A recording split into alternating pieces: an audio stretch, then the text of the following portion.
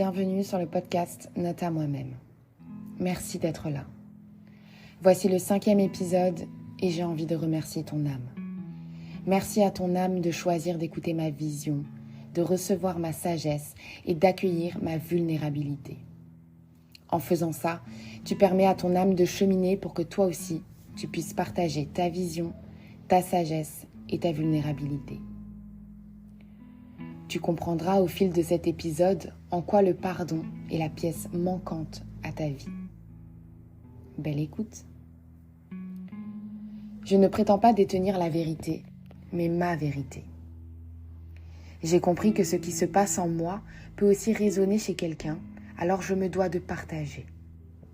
Partager ce que je traverse pour peut-être aider, soulager ou apaiser, ne serait-ce qu'un auditeur.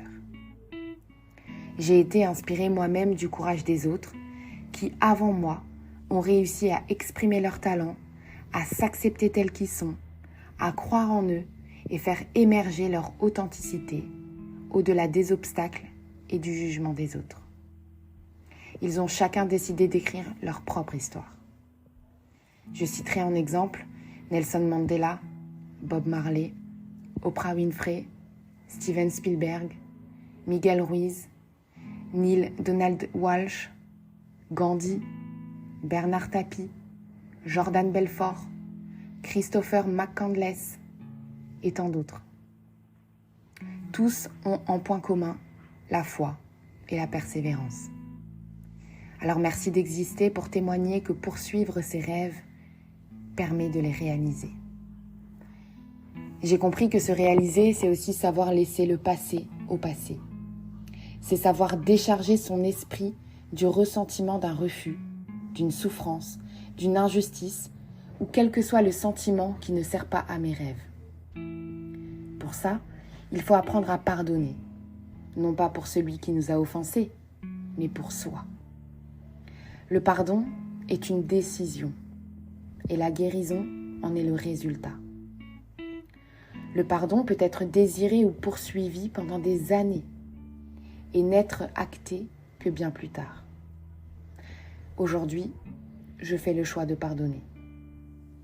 Et mettre l'intention dans mon cœur par écrit et à voix haute me permet de multiplier cette intention qui, j'en suis convaincue, prendra forme dans la matière. Dans mon premier épisode de podcast, je te raconte mon histoire telle que je l'ai vécue. Aujourd'hui, je veux mettre en lumière les éléments restés dans l'ombre.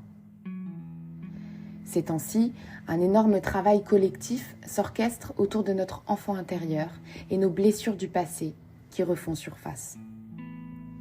J'ai alors compris que mon âme d'enfant cherchait toujours à pardonner mon père biologique, qu'on appellera par son prénom, Olivier, et encore plus depuis que je connais la raison de son absence lors de mon enfance. Comme je l'ai dit, je l'ai rencontré en personne pour la première fois à 23 ans, il y a bientôt 7 ans. Mais ce n'est pas la dernière fois que je l'ai vu. Suite à ça, je suis retournée le voir plusieurs fois, sur des courtes durées cette fois-ci, dans le sud, là où il vit maintenant. Notre relation s'est améliorée, du moins en apparence.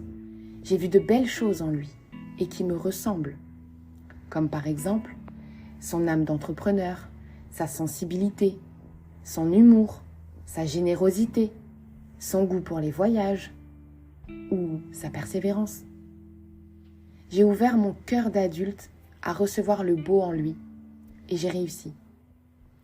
J'aimerais maintenant ouvrir mon cœur d'enfant et penser mes blessures qui ne servent plus à ma vie d'adulte. Je ne veux plus ressentir la colère, la frustration, l'incompréhension et la tristesse de mon moi enfant. J'ai sorti mon premier épisode de podcast le 10 octobre. La veille, j'étais encore en train de travailler dessus, de laisser l'inspiration et le courage venir à moi. Car ce podcast, tout le monde peut l'écouter, y compris mes parents, Olivier et chaque personne qui a contribué à mon histoire. Mon intention n'était pas de pointer qui que ce soit du doigt. Mon intention était de raconter les faits et souligner le travail personnel que j'ai fait pour me repositionner en tant que narratrice de mon histoire et non plus en tant que victime. La souffrance que j'ai ressentie était réelle, alors je l'ai faite exister dans la matière pour emprunter le chemin de la guérison. Toute émotion refoulée ou étouffée ne peut être guérie, et ma volonté est d'être en paix avec tous les pans de ma vie. À cette même date, le 10 octobre, je découvre que je suis supprimée du groupe WhatsApp des enfants d'Olivier et de sa femme Nathalie depuis la veille. Encore une façon de réveiller ma blessure du rejet. Mais il n'y a pas de hasard, que des rendez-vous, comme disait le poète Paul Éluard. Lorsque je me trouvais dans le courage de m'exposer, de me dévoiler, de faire preuve de vulnérabilité à travers ce premier épisode, autre chose était en train de se jouer dans ma vie au même moment. Le 10 octobre, je vais à la plage et je regarde de loin un bout de terre en Martinique appelé les Trois Îlets. Je sens mon regard appelé par cet endroit sans comprendre pourquoi. En quittant la plage, je me connecte à mon téléphone et je découvre qu'il y a 7 secondes, donc nous sommes presque dans l'instantané, Nathalie a posté une photo d'une noix de coco avec la localisation située aux Trois Îlets. Je suis stupéfaite par la magie de la vie de m'envoyer des messages aussi clairs que de l'eau de roche. Comment nier l'évidence? Ils sont ici. Tout se bouscule dans ma tête. Pourquoi ce silence? Pourquoi ne pas me prévenir de leur arrivée sur l'île? Pourquoi ces messages subliminaux? La dernière fois que je les ai vus, c'était avant de partir m'installer en Martinique il y a 1 an. J'avais besoin de leur partager mon nouveau choix de vie et de leur dire au revoir pour partir en paix. À savoir que Nathalie a été d'un beau soutien lors de mon premier voyage en Martinique avant que je m'y installe. Je me rappelle encore de notre discussion téléphonique où elle m'a encouragée à m'envoler sur l'île. J'ai encore ma prise de notes de ce 25 avril 2022 où Nathalie me dit: les choses n'arrivent pas par hasard. Cette proposition est faite pour toi. Toutes les expériences sont bonnes à vivre. Plus tu accumules de l'expérience, plus ça t'ouvre aux autres et plus ton esprit reste ouvert. On a tous une destinée. Il faut arrêter de se poser des questions et il faut prendre une décision. On a le droit de se tromper. Vaut mieux avoir des remords que des regrets. Il ne faut pas se dire « si j'avais su ». Et enfin, tu peux pas tout prévoir dans la vie. Ces mots sont inscrits dans mon ordinateur depuis plus d'1 an. Et aujourd'hui, ils prennent tout leur sens. C'est à moi de les retranscrire maintenant à Olivier et Nathalie. Ils étaient tous deux sur l'île de la Martinique il y a encore quelques jours.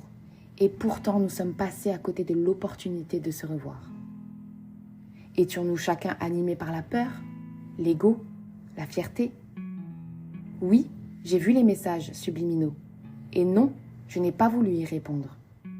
Mon moi enfant avait envie d'être materné. Le 24 octobre, mon père adoptif, mon papa, m'a écrit. Après plus de 14 jours de suspense, il m'invite à me lancer, à faire le premier pas, à poser la question pour ne pas regretter. Et je l'écoute. J'envoie un message à Olivier le 24 octobre, lui demandant s'il est actuellement sur l'île.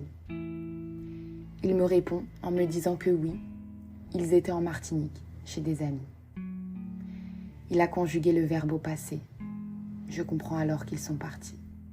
Je sais que la vie est bien faite et je suis convaincue que tout a une raison.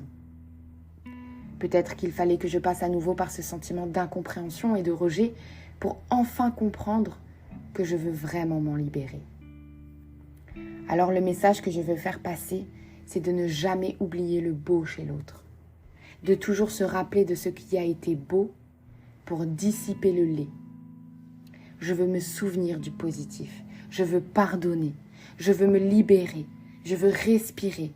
Je veux être libre. Alors oui, je ne comprends pas ce choix de silence lors de leur passage sur l'île. Mais peut-être était-il nécessaire pour que je puisse m'exprimer par la suite. Lorsqu'il m'a répondu, je lui ai renvoyé le genre de message sur WhatsApp où tu cliques sur « Afficher la suite ». Ce message inspiré par mon cœur, ce message vrai, sans masque. Je ne pense pas m'être aussi bien exprimée auprès de lui que toutes les fois où j'en ai eu l'occasion. Je suis fière de moi. Je ne sais pas si j'aurai une réponse un jour, mais j'ai dit ce que j'avais à dire et j'ai fait ce que j'avais à faire. Alors merci. Merci pour cette leçon de vie qui me montre une nouvelle fois que j'ai le choix. Le choix de rester dans le ressentiment et d'être victime de mon histoire, ou le choix d'utiliser ma douleur pour en faire quelque chose d'inspirant.